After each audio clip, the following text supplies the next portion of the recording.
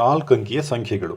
ಮಕ್ಕಳೇ, ಈಗ ನಾವು 4 ಅಂಕಿಯ ಸಂಖ್ಯೆಗಳನ್ನು ಓದುವುದು ಮತ್ತು ಬರೆಯುವುದು ಹೇಗೆಂದು ಕಲಿಯಲಿದ್ದೇವೆ.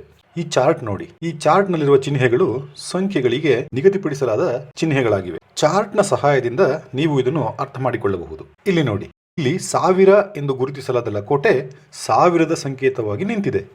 100 ಎಂದು ಗುರುತಿಸಲಾದ ಹಣದ ಚೀಲವು 100ಕ್ಕೆ ಬಳಸುವ ಸಂಕೇತವಾಗಿದೆ.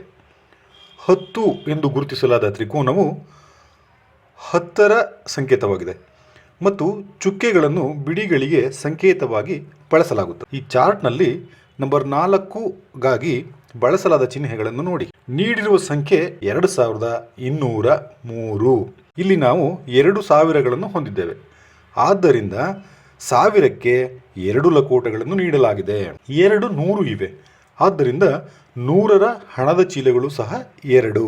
ಕೊಟ್ಟಿರುವ ಸಂಖ್ಯೆಯಲ್ಲಿ 10ರ ಸ್ಥಾನದಲ್ಲಿ ಶೂನ್ಯವಿದೆ. ಆದ್ದರಿಂದ 10ನ್ನು ಪ್ರತಿನಿಧಿಸಲು ಇಲ್ಲಿ ಯಾವುದೇ ತ್ರಿಕೋನವನ್ನು ನೀಡಲಾಗಿಲ್ಲ. ಬಿಡಿಗಳ ಸ್ಥಳದಲ್ಲಿ ಅಂಕೆ 3 ಆಗಿದ್ದು ಇಲ್ಲಿ 3 ಚುಕ್ಕೆಗಳನ್ನು ನೀಡಲಾಗಿದೆ. ಈ ರೀತಿಯಾಗಿ ಚಿಹ್ನೆಗಳನ್ನು ನೋಡಿ ನಾವು ಸಂಖ್ಯೆಗಳನ್ನು ಬರೆಯಬಹುದು. ಒಂದು ಪ್ರಕಾರದ ಚಿಹ್ನೆಗಳನ್ನು ಬಳಸಿಕೊಂಡು 4 ಅಂಕಿಯ ಸಂಖ್ಯೆಗಳನ್ನು ಬರೆಯಬಹುದು ಮತ್ತು ಓದಬಹುದು.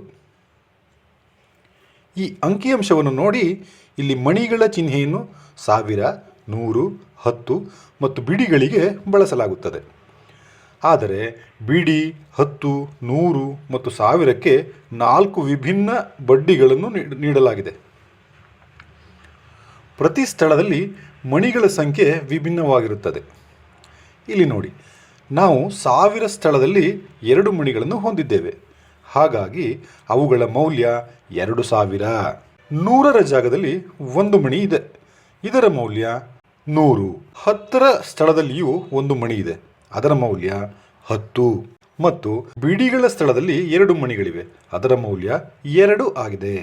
ಆದ್ದರಿಂದ ಈ ಸಂಖ್ಯೆ 2112 ಅಂದರೆ 2112 ಆಗಿರುತ್ತದೆ. ಮಕ್ಕಳೇ, ಈ ರೀತಿಯಲ್ಲಿ ನೀವು ಒಂದೇ ರೀತಿಯ ಚಿಹ್ನೆಗಳನ್ನು ಬಳಸಿಕೊಂಡು ಸಂಖ್ಯೆಗಳನ್ನು ಪ್ರತಿನಿಧಿಸಬಹುದು. ಮಕ್ಕಳೇ, ನಾವು ಸಂಖ್ಯೆಯನ್ನು ಓದಿದಾಗ ನಾವು 10ರ ಮತ್ತು ಬಿಡಿಗಳ ಮೌಲ್ಯವನ್ನು ಸೇರಿಸುತ್ತೇವೆ ಮತ್ತು ಅವುಗಳನ್ನು ಒಟ್ಟಿಗೆ ಓದುತ್ತೇವೆ. ನಾವು ಈ ಸಂಖ್ಯೆಯನ್ನು 2110 ಮತ್ತು 2 ಎಂದು ಓದಿದರೆ ಅದು ಸರಿಯಾಗಿದೆಯೇ? ಇಲ್ಲ, ಅದು ಸರಿಯಾಗಿರೋದಿಲ್ಲ. ಅದನ್ನು ಹೀಗೆ ಓದುವುದು ಸೂಕ್ತವಾಗಿರುತ್ತದೆ: 2112. ಇಲ್ಲಿ ನಾವು 10ರ ಮತ್ತು ಬಿಡಿ ಸ್ಥಾನ ಮೌಲ್ಯವನ್ನು ಸೇರಿಸಿದ್ದೇವೆ. ಸಂಖ್ಯೆಗಳನ್ನು ಪದಗಳಲ್ಲಿ ಮತ್ತು ಅಂಕಿಗಳಲ್ಲಿ ಬರೆಯುವುದು. ಅಂಕಿಗಳಲ್ಲಿ 4 ಅಂಕಿಯ ಸಂಖ್ಯೆಯನ್ನು ಬರೆಯುವಾಗ ನಾವು ಮೊದಲು 1000 ಸ್ಥಳದಲ್ಲಿ ಅಂಕಿಗಳನ್ನು ಬರೆಯುತ್ತೇವೆ. ನಂತರ ನಾವು 0 ಯಿಂದ 9ರವರೆಗಿನ ಸರಿಯಾದ ಅಂಕಿಗಳನ್ನು 100ರ, 10ರ ಮತ್ತು ಬಿಡಿಗಳ ಸ್ಥಳಗಳಲ್ಲಿ ಕ್ರಮವಾಗಿ ಬರೆಯುತ್ತೇವೆ. ಇದರ ಅರ್ಥ ನಾವು ದೊಡ್ಡ ಸ್ಥಳದಿಂದ ಬರೆಯಲು ಪ್ರಾರಂಭಿಸಬೇಕು. ಇಲ್ಲಿ ನಾವು 4028 ಸಂಖ್ಯೆಗಳನ್ನು ಅಂಕಿಗಳಲ್ಲಿ ಬರೆಯಬೇಕು.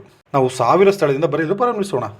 4028 4028 ಸಂಖ್ಯೆಯನ್ನು ಬರೆಯಲು ಮೊದಲು 1000 ಸ್ಥಳದಲ್ಲಿ 4 ಬರೆಯಿರಿ. ಈ ಸಂಖ್ಯೆಯಲ್ಲಿ 100 ಇಲ್ಲ. ಆದ್ದರಿಂದ ನಾವು 100ರ ಸ್ಥಳದಲ್ಲಿ ಶೂನ್ಯವನ್ನು ಬರೆಯೋಣ.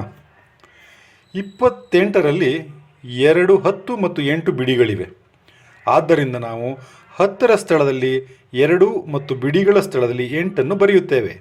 ಮಕ್ಕಳೇ, ಸಂಖ್ಯೆಗಳನ್ನು ಪದಗಳಲ್ಲಿ ನೀಡಿದರೆ ನೀವು ಈ ರೀತಿಯಲ್ಲಿ ಅಂಕಿಗಳಲ್ಲಿ ಸುಲಭವಾಗಿ ಬರೆಯಬಹುದು. ಈಗ ನೀವು ಹೇಳಿ, 9000 ಮತ್ತು 9.